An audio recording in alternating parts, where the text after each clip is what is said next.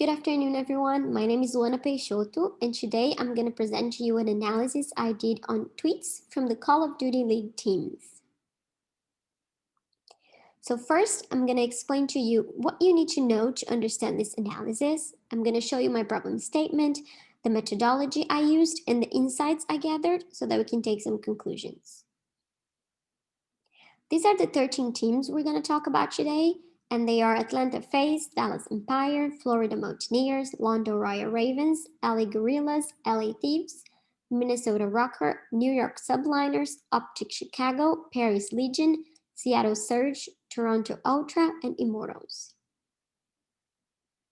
So what is the information as well as the polarity and sentiment we can gather from the Call of Duty League tweets, and do they vary much by team?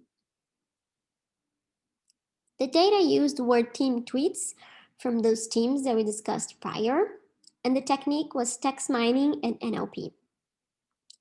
So I started by organizing the text, and to do this, I utilized things like the gsub function that helped me to do an emoji substitution, in which the emojis were substituted for words, and I could account for those words into the analysis.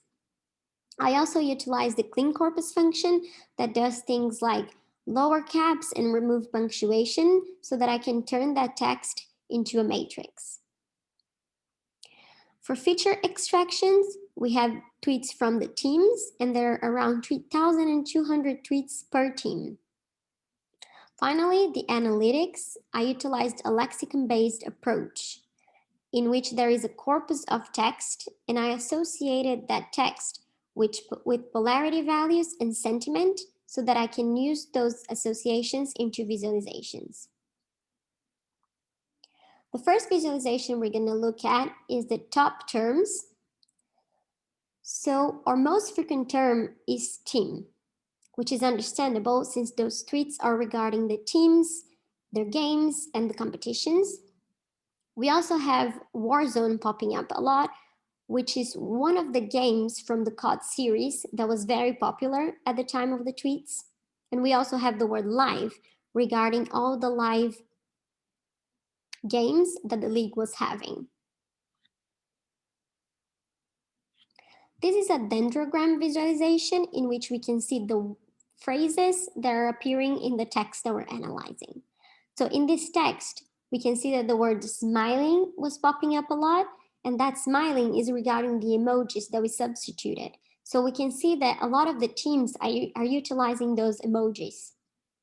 There are also a lot of talk about game. So the day of the game, today, tomorrow. We can see the names of the teams popping up a lot, and sometimes the teams that are playing against each other, like Dallas Empire versus Florida Mountaineers. We can see the GGs appearing a lot, which means good game in this community. And we can see a lot of talk about tuning into the tournament and watching the live games. This is a polarity bar chart that represents the polarity in that text. The bars that are blue represent the positive polarity in the words, and the bars that are red represent the negative polarity. So just by taking a look at it, we can see that the words that are considered positive are a lot more frequent. If we take a look at the math, we can see that there are 6,074 negative words and 13,510 positive words.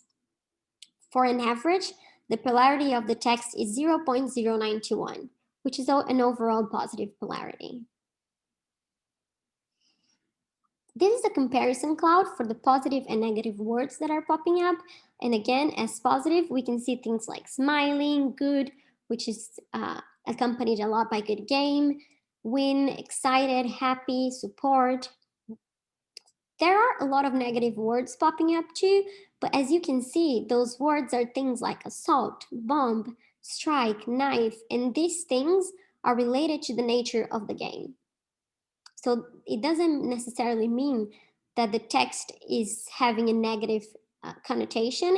It actually means that these words are related to the operation and the functionality of the game.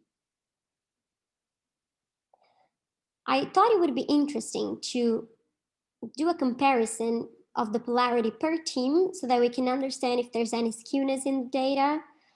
But as you can see, all of the teams have a positive polarity.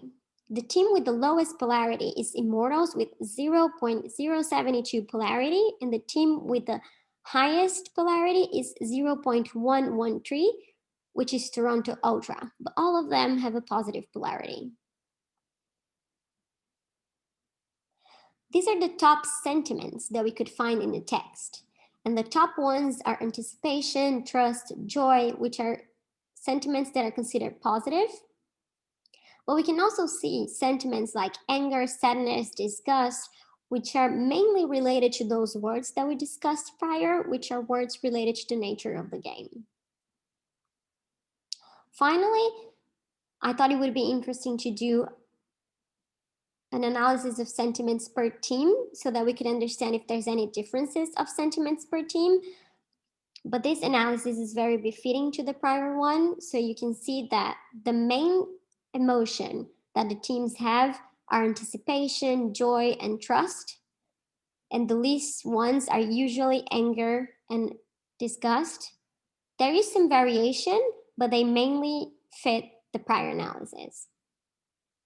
So to conclude, we have an overall positive sentiment expressed by the teams, and the most detected emotions are anticipation and trust. The negative ones are mainly due to the nature of the game. I also think it would be interesting to do a further analysis into the followers' sentiments and emotions so that we can see if they match the emotions of the teams, so that we could understand if there's any adaptations that the teams could do to better reach their following. Thank you.